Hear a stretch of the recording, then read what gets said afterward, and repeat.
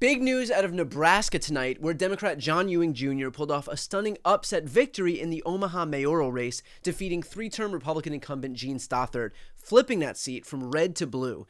This marks the first time that a Democrat has been elected mayor of Omaha since 2009, and Ewing will become the city's first black mayor when he takes office next month. Now, in terms of why this victory is so significant, Omaha is Nebraska's largest city, but it's in a deeply red state that Donald Trump won handily in 2024. Stothert was seeking a historic fourth term and had the advantages of the incumbency, name recognition, and significantly more campaign money than Ewing. In the April primary, she actually led Ewing by about 5 percentage points, but as we've seen so much throughout the country, Trump has dragged down the Republican Party like a human anchor, and this is the result. Hell, it's not even limited to our own country. If you are a conservative in the English-speaking world, chances are your tangential relationship to Donald Trump will mean that you're going to lose an election, as was the case in both Canada and Australia. As I've been warning for months, America wants our land, our resources, our water, our country. Never. But these are not idle threats. President Trump is trying to break us so that America can own us. That will never ever happen. When I say that there is no place on earth that you're safe from any affiliation from Trump, I'm not joking. And clearly, Democrat John Ewing Jr. recognized as much because his campaign ran ads tying Stothert to Trump and his policies. Granted, Stothert tried to respond with the usual spate of culture war attacks, but it wasn't enough to undo the nationalization of this race and the baggage that it carried. Here's what that looked like.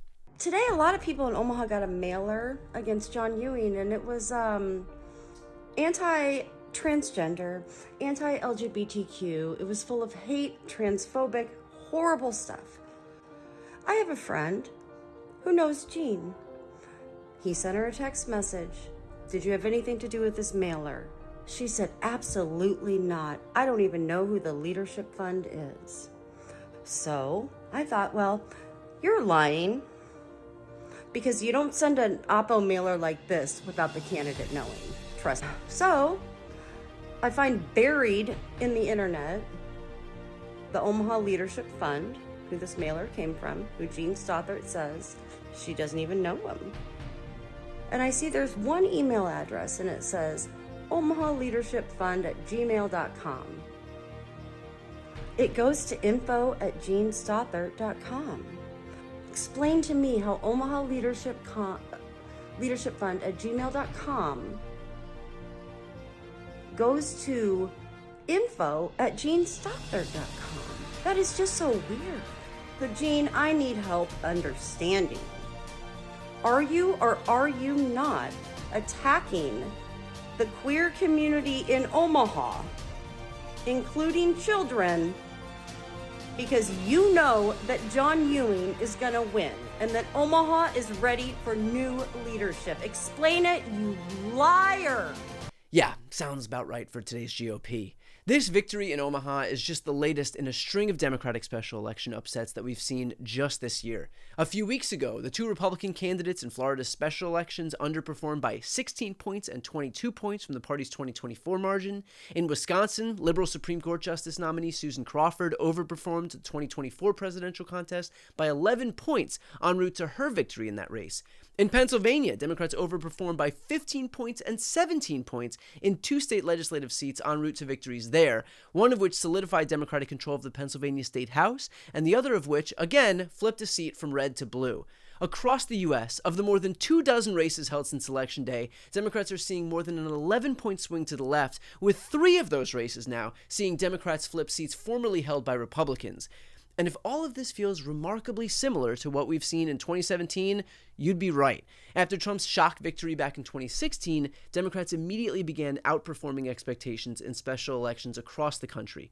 They flipped a state Senate seat in Delaware by 16 points. They won a state House seat in New Hampshire that had been in Republican control for 30 years. In Virginia, they came within a hair of taking control of the House of Delegates, picking up 15 seats when most analysts had predicted they'd gain maybe 5 or 6. And what happened after that? Well, the 2018 midterm saw Democrats flip 41 House seats by the biggest margin in modern American history and take back the majority for the first time in 8 years. Now, I'm not saying that history repeats itself exactly. Every cycle is different. Republicans have their own success stories from special elections. But these Democratic upsets should be setting off alarm bells for the GOP. They suggest that Democratic voters are energized and turning out, while Republicans may be complacent or demoralized. The GOP's problem right now is that while Trump won in 2024, his coattails were remarkably short. Republicans picked up less than 60 state legislative seats nationwide, a far cry from the hundreds that they'd gained in previous wave elections. They failed to establish new state government trifectas, and in some states, Democrats actually held their ground or gained seats despite Trump's victory at the top of the ticket. And now, just a few months into Trump's second term, we are seeing signs that the pendulum might already be swinging back. The president's approval rating is underwater, his trade war is causing economic chaos, the stock market is in turmoil, and Democratic candidates are finding ways to win in places where, frankly, they shouldn't even be competitive. Granted, it's still early, the 2026 midterms are more than a year away, but if I were a Republican strategist looking at the Omaha results and these other special elections, I'd be worried. History tells us that the president's party typically loses seats in the midterms, and these early indicators suggest that trend might hold true even after Trump's return to office. So for Democrats, the lesson here is clear. Don't write off any district in any state, run strong candidates with deep community ties, and keep the focus on delivering for working families. Bear in mind, too, Ewing didn't win by running away from being a Democrat. He embraced it, while also emphasizing his pragmatic, results-oriented approach to governing. The path back to a Democratic majority runs through districts just like Omaha, districts that are diverse, urban and suburban areas where voters may have split their tickets in 2024, but are open to supporting Democrats in 2026. And based on these special election results, that path is looking increasingly plausible. So while Republicans are taking a victory lap over their 2024 comeback, Democrats are quietly building momentum at the local level where they should. And if history is any guide here, that could translate into significant gains where voters head to the polls next November. In the meantime, congratulations to Mayor-elect John Ewing Jr. on his historic victory. These local elections matter enormously for the communities they serve, and in this case, the people of Omaha have chosen a new direction for their city, one that just might be a harbinger of a broader political change to come. I'll leave you with John Ewing Jr. learning the results from tonight's election.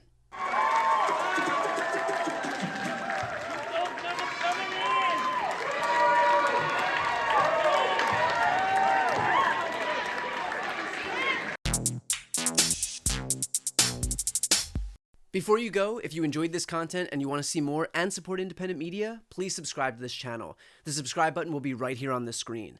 But second, the reality is that we are now in a political environment where this administration can lean on any of the social media platforms to suppress certain voices if they don't like critical coverage.